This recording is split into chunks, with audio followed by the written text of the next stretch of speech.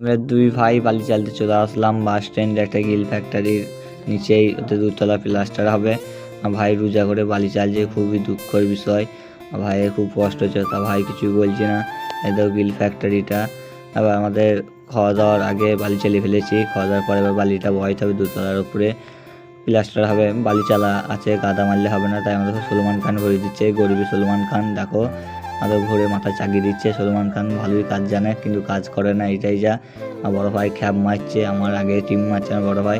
দেখো বড় ভাই আগে ছেড়ে দিচ্ছে গাড়ি, তাহলে বড় ভাই আগে বহাইছে।